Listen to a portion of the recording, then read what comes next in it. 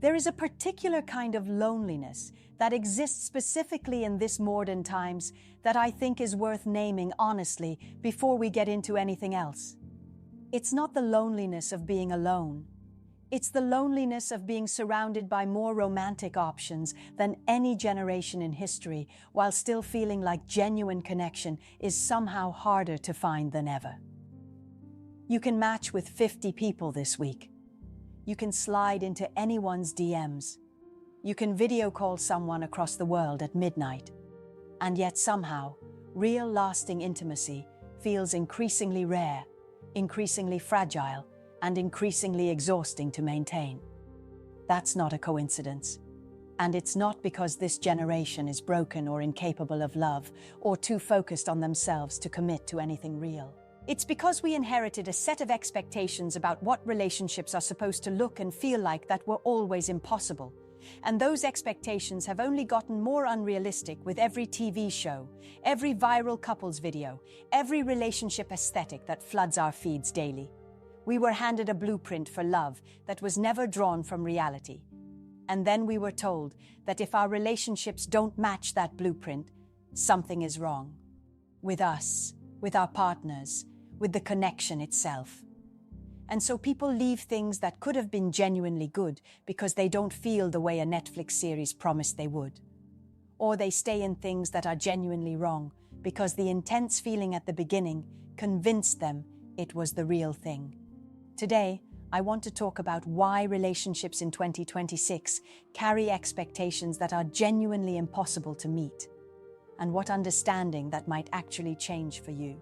The first reason in this situation is that we were taught that love should feel effortless. This is probably the most damaging idea that romantic culture ever produced, and it's so deeply embedded in how we think about relationships that most people don't even recognize it as an idea. They just experience it as a feeling. The feeling that if something is right, it shouldn't be this hard. That if you have to work at it, if you have to have difficult conversations, if attraction requires effort to maintain, then maybe this isn't the one. The effortless love myth comes from everywhere. It's in every romantic comedy where two people who are clearly meant for each other just need to get out of their own way. It's in every love song about finding the person who makes everything click.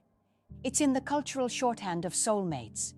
The idea that somewhere out there is a specific person whose presence will make love feel natural and easy and permanent without either of you having to try particularly hard.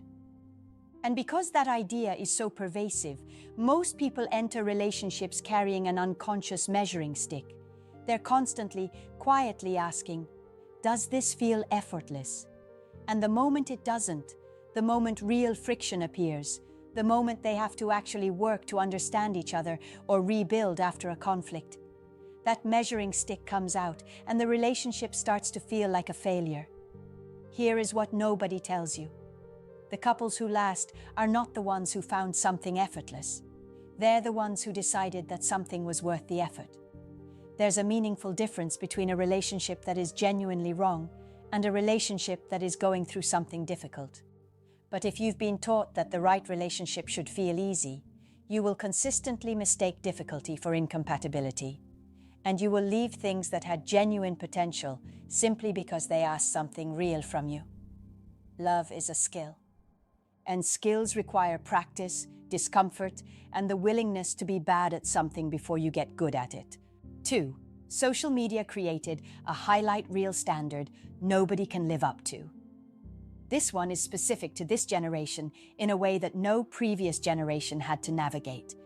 And I think it's doing more damage to modern relationships than most people are willing to acknowledge. Because what social media did to love is something genuinely unprecedented. It took the private, imperfect, unglamorous reality of what relationships actually look like and replaced it with a carefully curated performance of what relationships are supposed to look like. And then it made that performance available to everyone, all the time, on a scroll that never ends. You wake up, and before you've had a single conversation with your actual partner, you've already seen 3 couples on your timeline who seem to be doing it better. The surprise trips, the matching outfits, The candid photos that took 47 attempts to look candid. The anniversary captions that read like wedding vows. The partners who apparently never argue, never go through dry spells, never sit in the same room feeling completely disconnected from each other. None of that is real. Or rather, those moments are real, but they're the highlight reel. Nobody posts the Tuesday evening where they sat in silence because they'd had the same argument for the fourth time, and neither of them had anything left to say. Nobody posts the season where the intimacy disappeared and they couldn't figure out why. Nobody posts the version of their relationship that actually takes up most of the time. But your brain doesn't fully process that distinction. It just absorbs the images and builds an unconscious standard from them. And then it quietly measures your real relationship against that standard and finds it lacking. Your partner doesn't do things like that. Your relationship doesn't look like that. Maybe you chose wrong. You didn't choose wrong. You just chose a real person over a performance. And real people, real relationships, real love. None of it photographs as cleanly as what you're seeing on your screen. 3. We expect one person to be everything. This is the expectation that I think sits at the center of why so many modern relationships collapse under their own weight, and it's one that we've arrived at so gradually that most people don't even realize they're carrying it. Somewhere along the way, the role of a romantic partner expanded far beyond what any single human being was ever designed to fill. And we now enter relationships expecting one person to simultaneously be our best friend, our therapist, our adventure partner, our financial teammate, our spiritual mirror, our greatest source of fun, our safest emotional container, and our most consistent source of physical desire. All at once, all the time, without burning out. That is not a partner. That is an entire support system compressed into one human being. And the reason it feels normal to expect this is that we've simultaneously become more isolated in every other area of life. We move cities for work and lose our communities. We spend more time online and less time building the kind of deep friendships that used to absorb a significant portion of our emotional needs. We stop investing in the relationships around us and then wonder why our romantic partner feels so overwhelmed trying to meet every single need we bring to the door. Previous generations didn't expect this from a partner because they didn't need to. They had villages, extended families, lifelong friendships, community structures that distributed emotional support across many relationships rather than concentrating it in one. The romantic partner was important, but they weren't everything. There were other places to put things. Now, there often isn't. And so the romantic relationship becomes the single load-bearing wall of an entire emotional life. And load-bearing walls, when they're carrying more than they were built for, eventually crack. The most grounded couples I've ever observed have one thing in common that isn't talked about enough. They have full lives outside of each other. They bring something to the relationship rather than bringing everything to it. They don't need their partner to be everything because they've built enough elsewhere that their partner only needs to be one very important thing. That shift alone changes the entire pressure dynamic of what love is asked to carry. 4. We stopped treating love as something that requires actual skill. Think about every significant thing you've ever gotten genuinely good at in your life. It required learning. It required practice. It required making mistakes, recognizing them, adjusting, and trying again with better information than you had before. Nobody sits down at a piano for the first time and expects to play beautifully. Nobody walks into a gym on day one and expects to lift like someone who's been training for years. We understand intuitively that worthwhile things require development and that development takes time and honest effort. And then we walk into relationships, arguably the most complex interpersonal experience a human being can have, with zero training, zero education in how any of it actually works, and a complete expectation that if it's right, it should come naturally. We were never taught how to communicate when emotions are running high. We were never taught how to apologize in a way that actually repairs something rather than just ending the argument. We were never taught how to recognize our own patterns, where they came from, and how they're affecting the people closest to us. Nobody taught us any of this. Not in school, not at home in most cases, not in any structured way that treated love as the learnable skill it actually is. And so we go into the most important relationship of our lives, completely underprepared, and then blame the relationship when it struggles. What's particularly painful about this is that the struggles most couples experience are not unique or mysterious. They're incredibly consistent across different people and different relationships. The same communication breakdowns, the same cycles of disconnection, the same patterns of hurt and withdrawal playing out in millions of relationships simultaneously. These are learnable, solvable dynamics. But you have to be willing to approach love the way you'd approach anything else worth mastering, with humility, with curiosity, and with the honest acknowledgement that you don't already know everything you need to know just because you've felt it deeply. Number 5, the paradox of infinite choice. No generation before this one has ever had access to this many potential partners. Dating apps alone have made it possible to encounter more romantic options in a single afternoon of swiping than previous generations might have encountered in an entire decade of living in one community. And on the surface, that sounds like an extraordinary advantage. More options should mean better matches. More access should mean less settling. More choice should mean more happiness. But it doesn't work that way.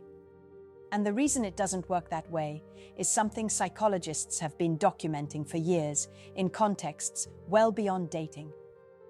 When the number of available options increases beyond a certain point, satisfaction with any individual choice tends to decrease rather than increase.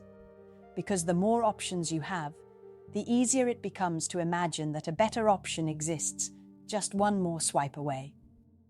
And that imagination, that persistent background hum of maybe something better is available, makes genuine commitment to anything feel increasingly difficult. It creates a particular kind of restlessness in modern relationships that previous generations simply didn't have to contend with. The moment something gets difficult, the moment the initial excitement settles into something more ordinary, the moment real friction appears, the awareness of infinite alternatives is right there in your pocket. You don't even have to go looking for it. The app is still on your phone. The options are still there. And so instead of doing the work that difficulty in a relationship actually calls for, the easier path is to start wondering whether the difficulty is a sign that this wasn't right to begin with, whether the person who would be right for you wouldn't produce this kind of friction, whether you're settling for something that isn't quite good enough when something better might be a few hundred miles away on a screen. The brutal irony of infinite choice is that it doesn't make finding love easier. It makes staying in love considerably harder. Because commitment has always required the quiet decision to stop looking. And that decision has never been more difficult to make than it is right now. 6. We confuse intensity with depth. This one is doing enormous damage to modern relationships, and I don't think it gets talked about honestly enough.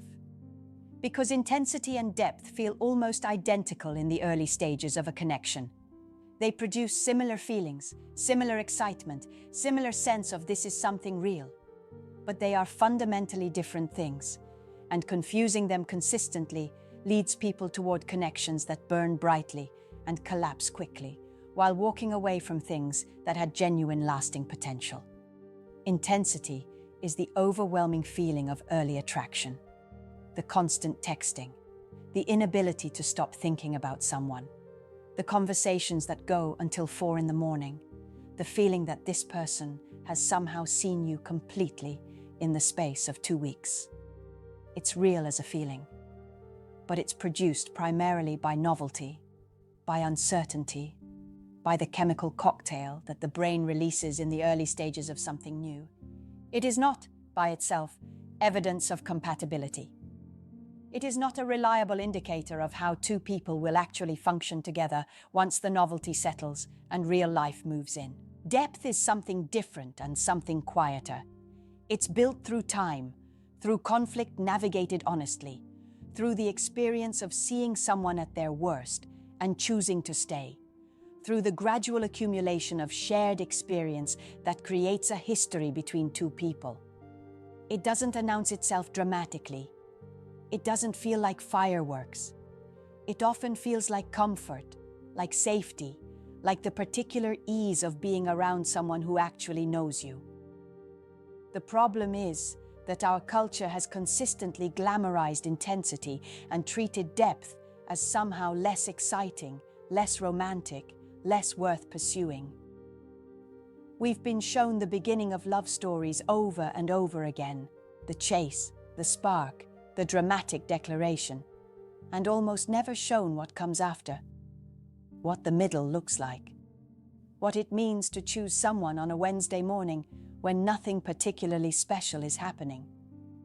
And so, when intensity fades, which it always does, in every relationship without exception, people interpret that fading as the love ending, when actually, in most cases, it's just the love changing into something that requires more of you and offers something more lasting in return. The last one I'll talk about for today is that nobody wants to do the uncomfortable work anymore. And I mean nobody. I'm not just talking about one gender, one age group, one type of person. I'm talking about all of us collectively, because this is a cultural failure that belongs to everyone, and I think it's important to be honest about that, rather than pointing fingers in one convenient direction. Let's start with the older generations, because they deserve some accountability here too. The generation that raised most of us modeled one of two extremes. Either they stayed in relationships that were clearly broken, quietly miserable, held together by obligation and the fear of what leaving would look like, teaching us that commitment means endurance regardless of the cost. Or they left at the first sign of difficulty and built a pattern of starting over that taught us, without meaning to, that when something gets hard, the answer is to find something new.